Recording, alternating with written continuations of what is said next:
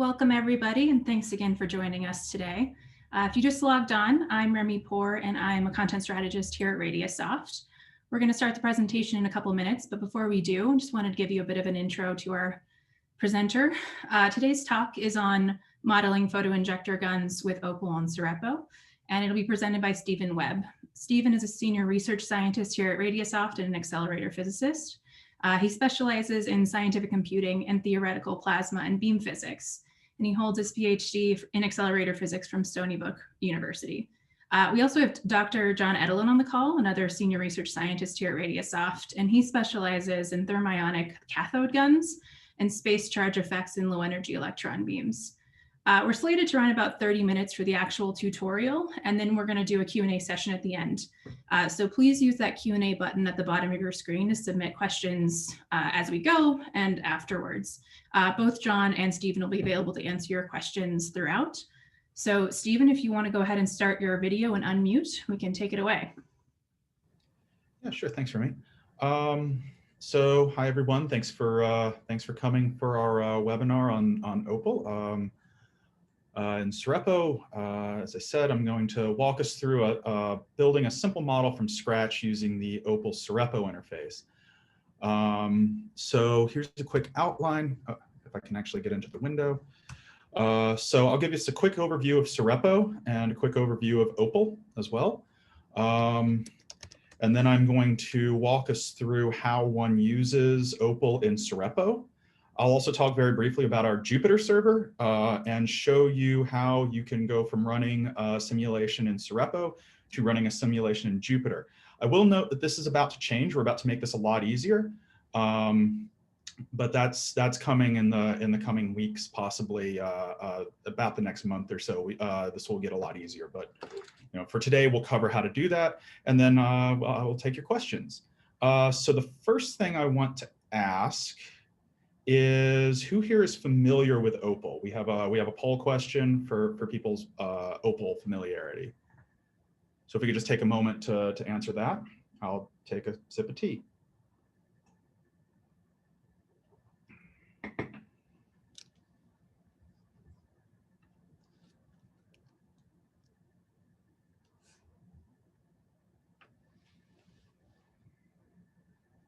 All right, looks like most of you have never used OPAL. A few of you have used OPAL, but not Sirepo, and we have two OPAL developers here, so I will try not to say anything too terribly wrong during this. So let me switch the screen that I am sharing. Okay, and there's my browser. So a little bit about Sirepo. Sirepo is an open source framework for building cloud-based apps that wrap scientific codes. You can get to it if you go to, I'll just open a tab real quick, if you just go to sirepo.com. By the way, as I'm going through this, if you miss something, we will be posting this webinar on our YouTube channel, so you can catch it later once that's posted. So if you go to sirepo.com, it'll pop you up immediately. On the homepage here, we have our Sirepo plans and our contact us if you have any questions. You can get to our company webpage at Radiusoft from here. Kind of pop around and see the kinds of codes that we're running here. A few examples of what we do. Up here in supported codes under this drop-down menu, if you click on that, you can see all the codes that we support. We cover a variety of accelerator codes. We have tracking codes with space charge, tracking codes for electron rings, X-ray beamline modeling, electron cooling, spin tracking. We have a few warp implementations for plasma accelerators and for vacuum nanoelectronic devices. We have a magnet design code. We have our Jupyter server, which would take you there. And we have what I will get to today, which is OPAL. So if the first thing I want to ask is, or the first thing I'll note is we have other webinars for Activate and Elegant. So Remy, if you could share those links if you were curious. How many of you are familiar with our Elegant interface? I think it's our biggest user interface. So I think we have a poll for that as well. There it is.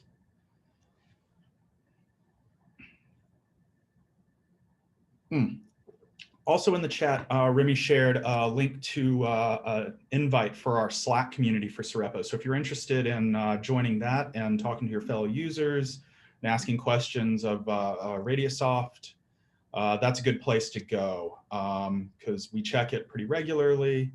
Okay, the elegant poll is done, and most of you are not even familiar with our elegant interface. Well, that is probably our oldest interface, and so it's probably also the most mature, and a lot of what we do with the other accelerator codes is based on that interface. So for those who are familiar with it, some of the stuff that I'm going to do with OPAL is going to look fairly familiar.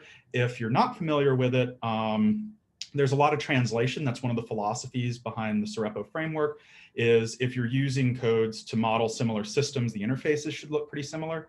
So if you want to learn more about the elegant interface, we have our first elegant tutorial at that YouTube link.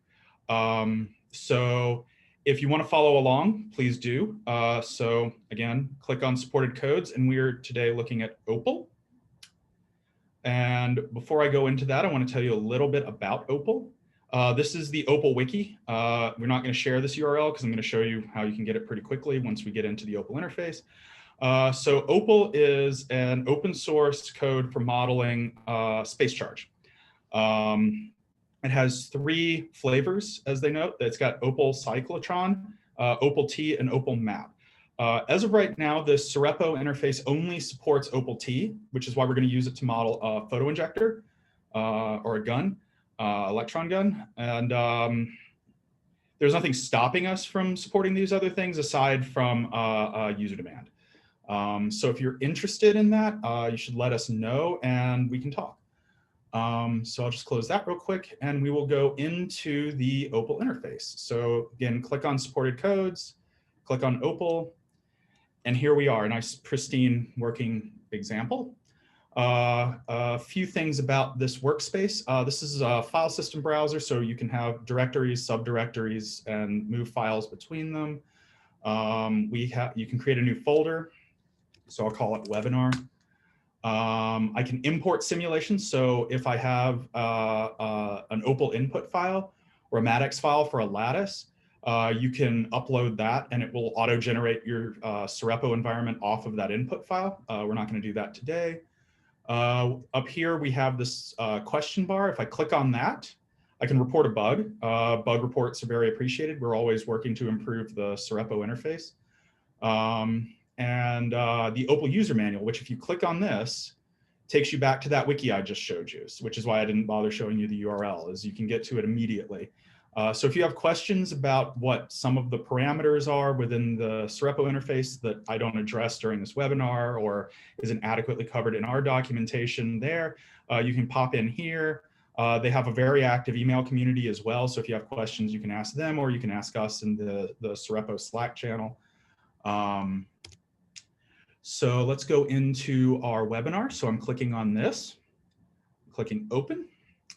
And I'm going to create a new simulation. And if you really want to see an existing simulation, so you don't have to start completely from scratch, we have a few examples. So if you click over onto the examples directory, we have, for example, the AWA photoinjector. I can open that and you see what a fully completed interface looks like. This is where we're headed. So go back to simulations, webinar. And I'll create a new simulation and I will call it webgun. Just call it webgun. And I can put in notes for it as well. So this is what, December 16th? God, I don't know what day of the week it is. Okay, great. Thanks, Remy. So it's December 16th webinar. Save that. And we have a blank page. So I'll walk you through the blank page real quick first. Here, if I click on simulations, it takes me back to that workspace directory. If this just tells me where I am with Sirepo in OPAL. If I click on this wheel logo for Sirepo here, it takes me back to the Sirepo homepage. So that's how I would navigate between codes right now. Navigating back. Open here. Up here, next to the pencil, next to the name, the top left, if I click on that, I can change the name.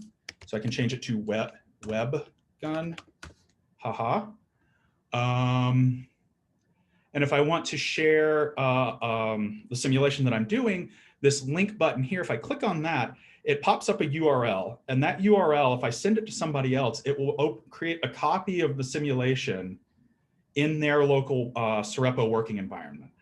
So I do note it's a copy. You're not working on a shared space. So it is collaborative, but there's only so much you can do. You can't be modifying the same simulations at the same time, which you probably wouldn't want to be doing anyway for various bug reasons that would make that very hard. You've got, so navigating the actual simulation, you've got a lattice file, a source, and the control, and eventually there'll be a visualization tab once I have all the valid things to run a simulation. And at the end of this, I'll share a link to this with everybody through the chat. Also here are a few options that we'll get into later. Open as a new copy, creates a new copy, deletes the simulation. I don't want to do that right now. And then a few export options that we'll use. And then again, in the question mark, you can report a bug or OPAL user manual. So the first thing I need to do is create a beamline. This is a concept we borrowed from Elegant. It's really useful for organizing accelerator lattices. So I'll create a new beamline, and I will call it WebGun. And we got two new windows. We got a lattice window, and we got a beamline editor. There's nothing there, so I can't really show you anything. So the first thing we're going to create is a beamline element. I'm going to create a new element. And if I click on new element over here, it pops up this window, okay? So we've got basic, advanced, and all. So the first window that pops up are drifts, quadrupoles, RF cavity, solenoid, sources, markers, and an e-collimator. And what you'll notice is if I hover over this, it tells you what the thing is, an RF cavity for RF cavity. So it's descriptively named. If I hover over drift, it says the drift element. If I hover over quadrupole, it's a quadrupole. If I hover over source, it gives me a little bit more documentation. The source's first purpose is to indicate the particles are emitted from a gun, et cetera. So this is all taken from the documentation for OPAL. So I can't do a gun without a source, so I'll start with a source. So if I click on that and call it web source in our source, it gives me an opportunity to name the element. All of our elements, they'll have default names, but you might want to change the names. And then you can set all the parameters that are available for that particular element. So length, distribution, aperture. If we go to page 2, you have a few more options like, and if I hover over this I, it'll tell me, for example, DZ is a misalignment in the Z direction. Or the length is the element length. So for my source, I'm going to make the length 0. It's probably fine. And the distribution I'm going to leave as not selected for now. So save changes.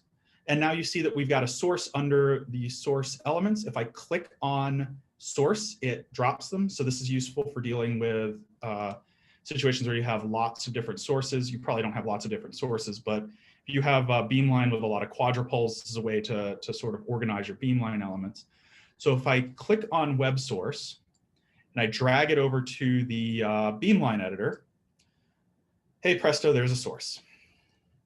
And you'll also you'll notice that the visualization tab has suddenly appeared as well. This is because we now have the bare minimum required to define an OPAL simulation, although it wouldn't be very interesting because we have a 0 length source and we haven't even defined the distribution yet. So what we really need are a few elements. So something that's useful in the Sirepo interface is that we have these variables that you can define. So let's say, for example, the RF frequency is a parameter we're going to use a lot. So for this cavity, we're going to use 3 gigahertz. I happen to know ahead of time that we specify the frequency in megahertz. So I'm going to call this parameter 3000. All right, great. So now let's create an RF cavity because I want to accelerate the beam off the cathode. So we'll create an RF cavity. I'll call it RF cav. I can name it whatever I want. I'm going to make its length 0.5. So it's half a meter. I'm going to give it 100 megavolts. And here where it asks for the frequency, I'm going to give it RF frec. Did I call it frequency? I did call it frequency. And what you see next to, if I gave it this invalid value, highlights red. If I type out the full name of the variable, it shows me the numeric value next to it. So right now I have a 3000 megahertz cavity. Again, it's got the documentation over this I. So we've got the frequency, RF voltage error, RF voltage, the length of the element, et cetera. And I'm just going to leave and you've got all the things that you can specify. So I need to specify a field map. So I'm going to use this CTF3 from one of our examples, just so that I can get a simulation running. You probably have your own field map that you'd like to use.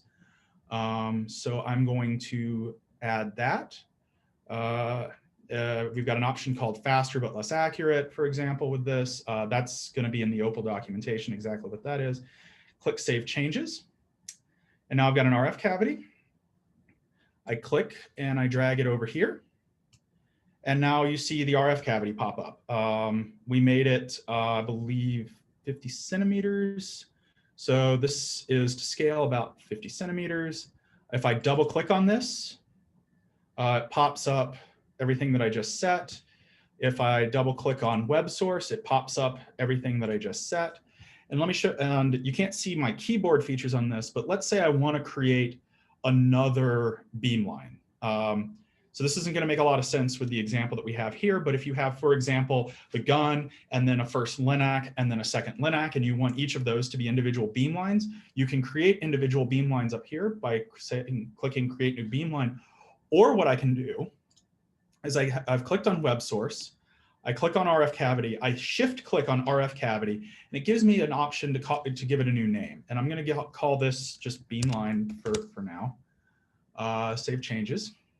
And so now you see that we've got this beamline, and it looks the same here, but if I go back to editing WebGun, so if I hover over WebGun and click on the edit button, I can now add, I might want to add another solenoid to go on top of the RF cavity. Now, this is where we had to make a design decision, and this is a little different from how you might specify it in the OPAL interface. Excuse me. But if you want to have an RF cavity and a solenoid overlapping each other, Sirepo, because it understands S-based tracking, naturally wants to put an element and then another element. So the way that we handle that bookkeeping internally is we create a drift, and that drift is of negative length, minus 0.5. And I'm going to call this back drift. And I can add back drift. Okay, this should be negative 0.5. There we go. And then I can create a solenoid. So again, I clicked on new element. I hover over solenoid. The documentation tells me that solenoid is a solenoid. That's good. I'm going to call this solenoid. I'm going to also make it 0.5 meters. And I'm going to give it a K of 0.2 Tesla per meter. I know this because I have magic notes next to me. You probably have your own designs. And then I'm going to give it a field map. And I'm going to give it, I can click on new, and you might not be able to see when I click on choose file my window. Let's see, that's easy. There we go. Open.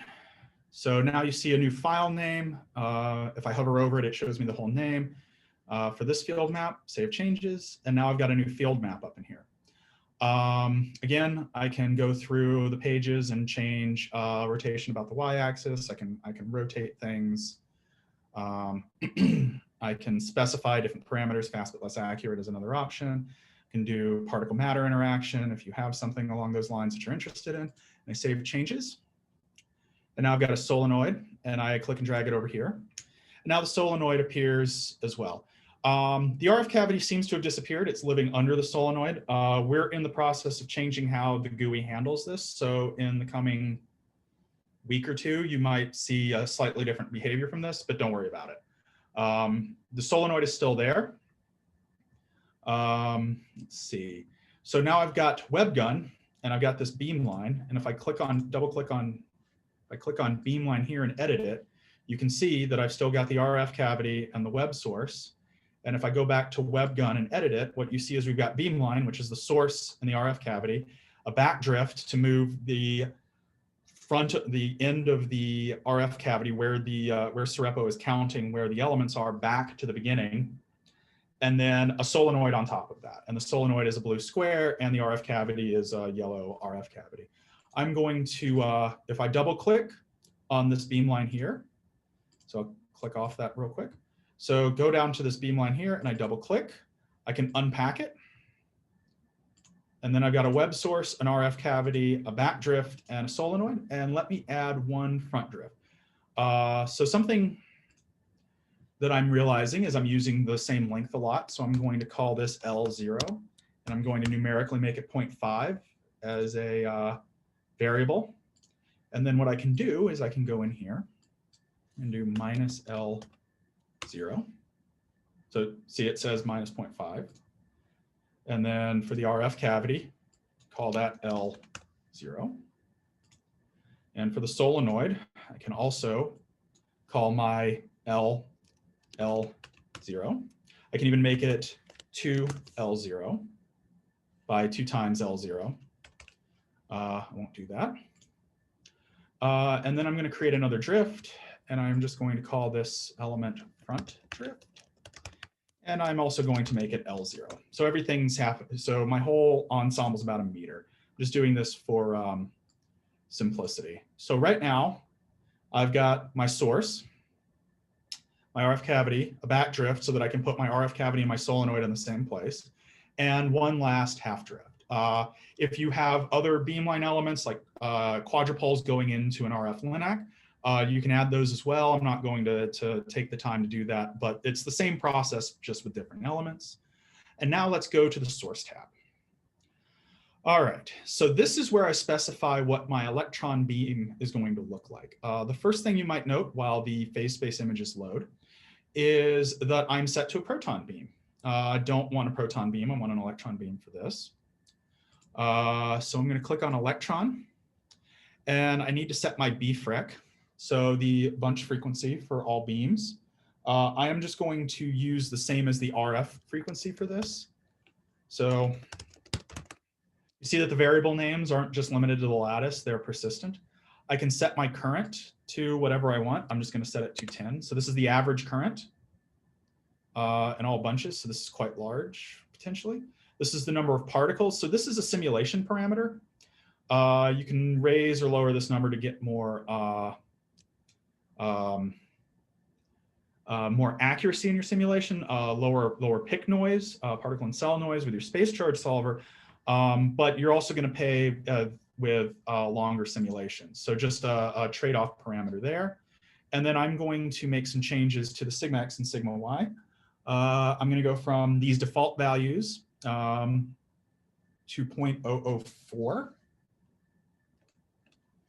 and 0.005. And I can save changes here, and it reloads.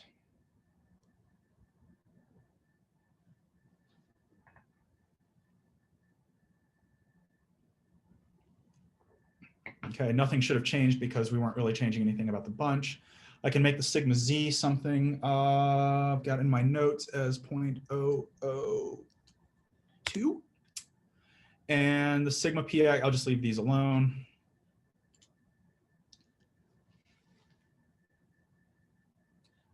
As this loads, and there it is. So this is our bunch. It's quite large, potentially large, depending on the parameters you're used to, but we've got the full transverse phase space. We've got vertical, we've got the XY cross section, we have the longitudinal phase space. If we look at these scales, they're slightly different because we have a slightly different aspect ratio. In all of the images that we're running with Sirepo, you can click on this pencil, And I can change what the coordinates are. I can change the number of histogram bins. I can change the color map. I can also download the image as a PNG, or I can download the raw data file. So this will be an H5 file. For OPAL, for Elegant, this will be SDDS. Sometimes you can download a CSV file. We might see cases of that as we go through. So I've got my source all set up. So now I'm going to go to the control section. And this is where things get different from Elegant. So Elegant is an electron tracking code originally designed for high energy electron rings, so light source rings. It has a heavy emphasis on things like wake fields, things like that. OPAL has very similar stuff, but one of the big distinctions is that OPAL has a full particle and cell electrostatic field solver. So we automatically create one of those. So that's a full self-consistent solve.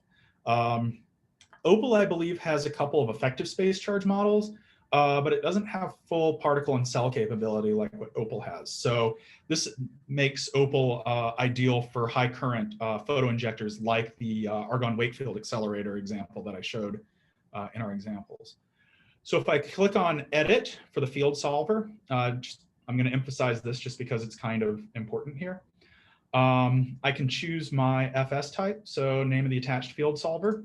I'm just going to use FFT for that. Green's function is either standard or integrated. You can read more about what that means in the OPAL and the OPAL documentation. And we have to have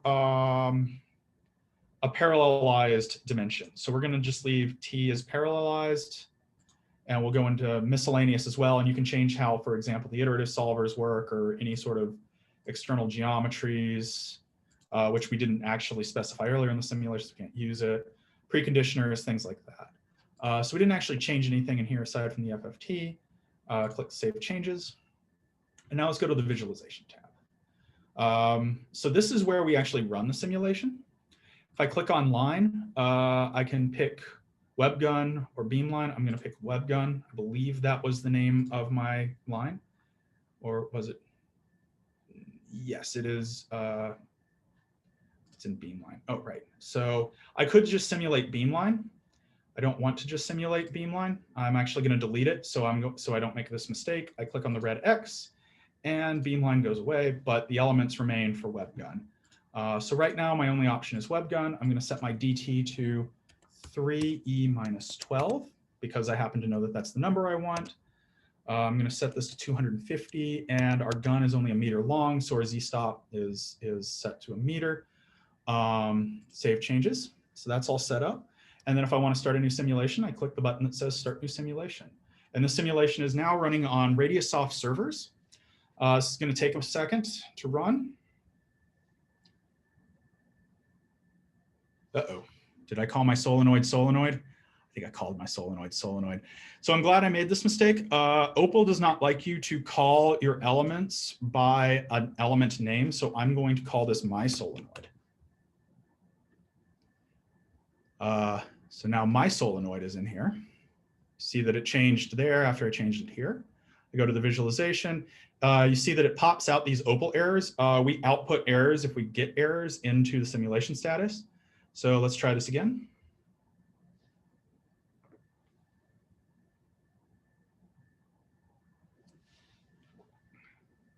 All right, and now it's simulating. So we have 25 frames of animation. The elapsed time is 12 seconds, took 12 seconds to run this. And what you see are the beam emittances, the beam statistics, and a transverse phase space. So I can play this. You see the XPX phase space as it moves through the solenoid and the drift now.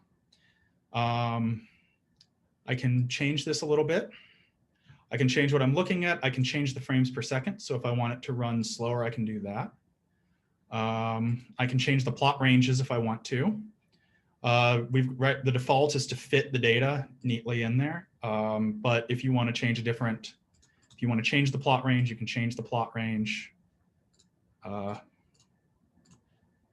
going to fixed and changing it. So I'll save changes here. I can download, again, raw file PNG. Up here, similarly with the beam variables, I can click here. I can change what I'm looking at. So this gives me all of the options that I have. That's output data. So you can see, I'll pick DE, for example, and add that. And then I can also, it prompts me for a show lattice overlay. I can click yes on that, save changes. And now it shows me where in the lattice we are. So if we've got our source and then our solenoid and RF cavity, we can compare all of this.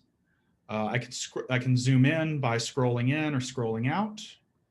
But what if I run into the end of what I can do with my simulation with Sirepo, and I want to do something a little more specialized? I click on this wheel. I click export as zip. So this will download the OPAL input file and all of the auxiliary files that you need. So all the field maps you need. So you probably want to do this. Export as zip. You put it into my OPAL webinar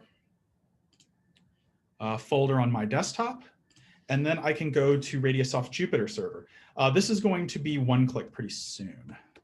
So if I go to jupyter.radiusoft.org, this is another service that we provide. Give it a second. And this is booting up a Jupyter Lab server this is my home directory. So you see that even though the OPAL Sirepo directory is empty, I don't do nothing. I've got an OPAL webinar directory just waiting for us here. And I am going to right click. I'm actually not going to right click. Is this the upload?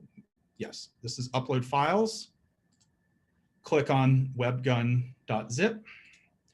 And my zip file is here. So again, click on this upload file, and then my zip file is here. I need to unzip it. So I open a terminal by clicking on the terminal. It starts up a terminal in my home directory. I want to go to my OPAL webinar directory and unzip webgun.zip. And you see all of the files that we need to run here. So right now it downloads as run.py. We're going to change that to run.in. But if I double click on this, you can see the OPAL input file. I will draw your attention to the fact that remember how we had the negative drift in order for the Sirepo bookkeeping? That does not appear in the input file. Backdrift does appear up here, but it does not appear in the actual line definition. So just drawing your attention to that so that you know that that's working. Everything else, parallel T, FI1 is my field solver, distributions all set up. So if I go back here, I can do which OPAL. So I'll note that every code that is supported in Sirepo is supported in our Jupyter server, and many codes that are not currently supported in Sirepo are also supported in our Jupyter server. So for example, we have FBPIC, which is a pseudo-spectral code for modeling plasma-based accelerators. We have OPAL, obviously. We have Genesis, which is an FEL code. And we have any features that aren't supported in Sirepo, you have access to here. So for example, if I wanted to run an optimizer driven by a Python script where I'm modifying input files, I can write that Python script here in the Jupyter Lab environment and then run that through Jupyter. And again, if you have any questions, sign up through the link for the Sirepo Slack community that Remy posted in the chat. So if I want to run this simulation, I'm actually going to move it from .py to run.in for my own sanity. And I'm going to hit OPAL run.in. And there goes OPAL. And it's running the simulation again, same executable, just running through a Jupyter Hub interface instead. So other things that you can do in Jupyter Hub, if I click on here, it opens another tab, and I can do a Python 3 notebook, Python console. I can edit markdown files, things like that. So that concludes my session where I talk. So if anybody has any questions, please feel free to share them in the Q&A section. So I will bring us back to the slides here. Yeah. So yeah, if anybody has any questions, please submit them through the Q&A. And Remy, if you could post the links to the Activate and Elegant tutorials and the Sirepo Slack channel again in the chat, just in case someone who shows up new can't see it. I don't remember whether Zoom shows you chat from before you showed up. Thanks. So yeah, any questions from people that are here? Yeah, just a reminder, guys, you can use that Q&A button at the bottom of your screen. And John Edelin is also on the call to answer questions about OPAL and Sirepo. We'll wait a moment so you guys can have a chance to type those in.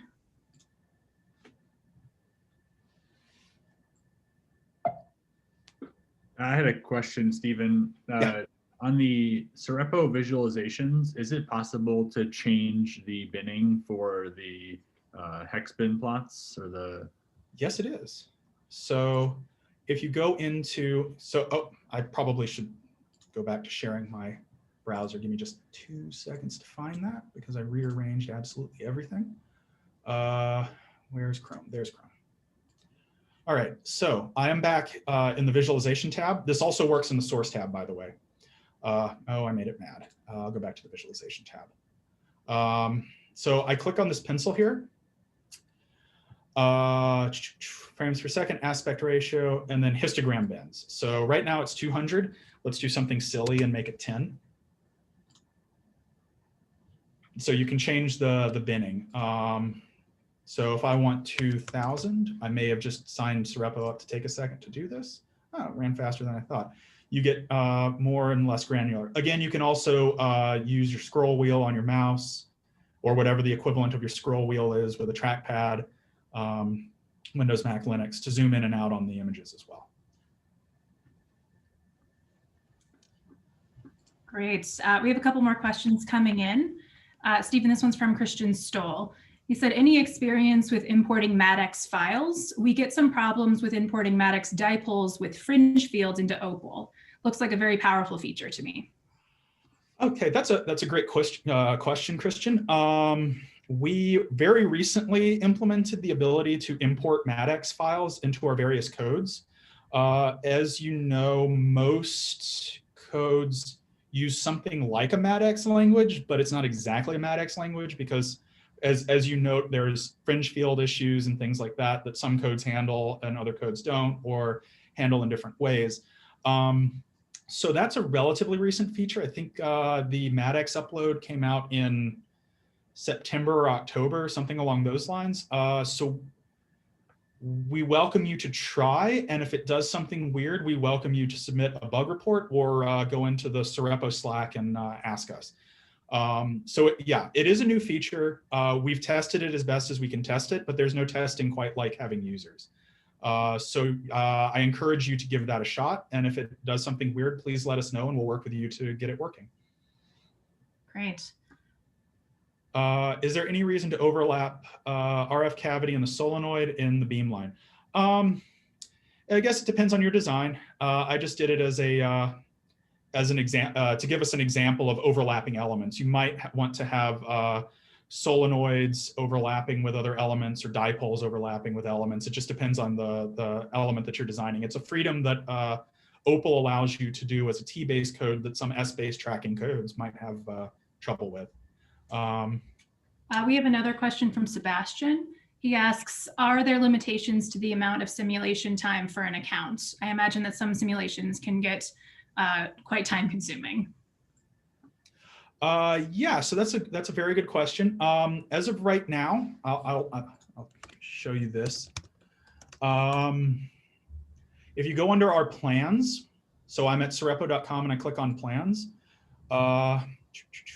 and I scroll down, you have a 10-minute max runtime for Sirepo Basic, that's the free. If you sign up for Sirepo Premium, you can run for up to 24 hours, and you also have access to multi-core simulations. You're not guaranteed that access with the free. So as this notes, the Sirepo Premium is $2,500 a year. We can also, if your institution is interested, we can stand up a Sirepo server on your local machine, and then you would have whatever access you would want through that machine. But yeah, you are correct. For a full simulation with space charge, these simulations can get quite long. So there is a limit for the Sirepo Basic, but not for the Premium or if you stand up your own Sirepo server on your own hardware. Cool. We have another question from Mikhail. Is it any option at OPAL to model dark current from a given cavity? I honestly don't know. That's a very good question. I don't have an answer for that. If anybody does know an answer to that, this would be a good opportunity to go into the Sirepo Slack channel that I've been plugging and ask around, because there are a few OPAL users here that may have actually modeled dark current, and they might have a really good answer to your question, but I have not used it for that. Great. Another question here from Arno. How many cores are being used when you run a simulation? Can you choose, and is there a limit? So off the top of my head, I believe this is running on 2 cores, possibly 1. I need to work with our developer team to get OPAL running on multi-core. We will be adding that as a feature soon through the Sirepo simulation. But if we go to, for example, I believe Elegant has this option to show you what it fully looks like. Let's use an example here. Straight to the visualization tab. Oh, simulation missing. Under the simulation status tab for Elegant, if you click on this pencil here, it gives you the option of serial or parallel. I do not believe that is currently implemented for OPAL, but we could implement it very quickly. I will talk to the developers to get that added. Just confirm that that's not there yet. Otherwise, yeah, that is correct. We don't currently have the parallel option implemented through Sirepo, but we can add that, and we will add that. Cool. Okay. Let's take a couple more questions if anybody has them. So again, feel free to use that Q&A button at the bottom of your screen.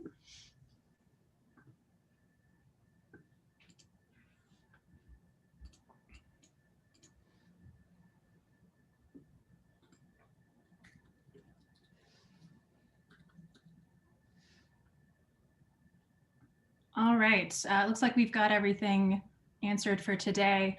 Again, thanks so much for presenting today, Stephen. It looks like we'll probably just close up here. If you guys do have any questions, though, in the future, feel free to reach out to us. Stephen, can you go put the last slide in your presentation? Oh, so yeah, sorry. Contact info. I'm sharing the wrong window. No problem. Yes, you guys are always welcome to reach out to us via social media or email. We have Stephen and John's email addresses up there, so feel free to do that. And then just to note, you guys will receive a follow-up email with a recording of today's webinar. So if you had to, pop out or miss something, that'll be coming out pretty soon. And yeah, I just wanted to finish by thanking you guys for your participation and to keep an eye out for Radiusoft webinars in the future. Thanks so much, guys, and have a great day. Thanks, everyone, for coming.